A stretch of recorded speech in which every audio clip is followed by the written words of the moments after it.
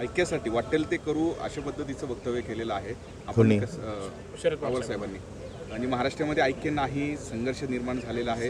खरं तर या काय महाराष्ट्रामध्ये अलीकडचं जर चित्र पाहिलं तर जातीजातींमध्ये धर्माधर्मांमध्ये एक संघर्षाची भूमिका तयार झालेली आहे. आणि अलीकडे ओबीसीचं आरक्षण मिळावं म्हणून मराठा आंदोलन सुरू झालं. त्यानंतर बंजारा समाजाने एस टीमध्ये आरक्षण मागितलं. कोळी समाजाने महादेव कोळी वगैरे एस टीचं आरक्षण मागितलं. लिंगायत समाजाने आम्हाला वेगळा धर्म द्यावा म्हणून अशा स्वरूपाची भूमिका मांडली.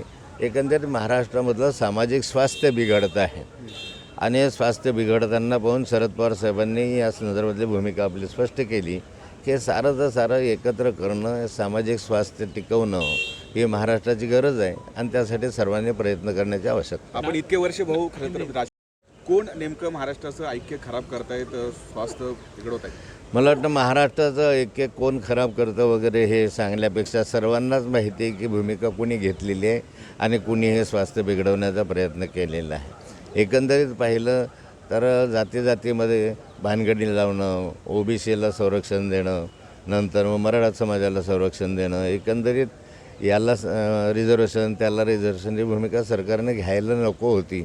एक स्पष्ट भूमिका सरकारने घेतली असती ते वातावरण इतकं चिघळलं नसतं. आता विजय मोर्चा निघतोय काय वाटतं एकंदरीत कुठे आगामी निवडणुकांच्या पार्श्वभूमीवर शरद पवार गट आक्रमक होतोय असं दिसतंय?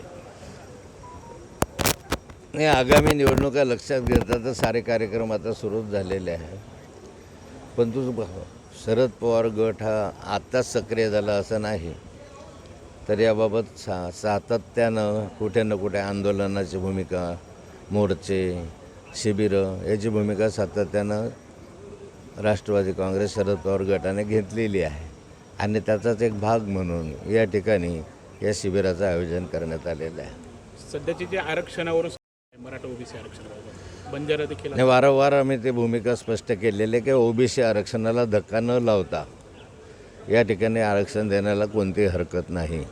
परंतु ओबीसीमधलं जर आरक्षण कोणी चोरून घेत असेल तर त्याला नक्कीच आमचा विरोध राहील. जरांगे अल्टिमेटम देत आहेत 17 सप्टेंबरपर्यंत नाही देत आम्ही पुन्हा एकदा रस्त्यावर उतरवर असा अनेक इशारा देतात. मला वाटतं सरकारने जरांगे यांचा तो प्रश्न आहे, सरकारने आणि जरांगेंनी बसून तो सोडवावा. आणखीन एक काल मंत्री प्रभाकर रेड्डी यांना मिळावं यासाठी तुम्ही दबाव आणला आणि असं त्यांनी बरेच म्हटलेलं आहेत की एक गौप्यस्फोट देखील केलेला आहे की वाघूर धरणाच्या डांबरीकरणाचे काम आपल्या कार्यकर्ता मिळावं म्हणून तुम्ही 3 वेळा फोन केले, त्यांना दमदाटी केली.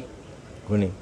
तुम्ही असं विजय पांढरे. मला वाटतं असेल तर त्याने भूमिका आपल्या दाखवावं त्या ठिकाणी. मी कोणत्याही याच्यामध्ये हस्तक्षेप कधीही केलेला नाही, नियमाच्या बाहेर मी कधी काम केलं नाही. आणि या कामांच्या संदर्भामध्ये सार्वजनिक मला वाटतं अँटी करप्शनची ओपन इन्क्वायरी झालेली आहे.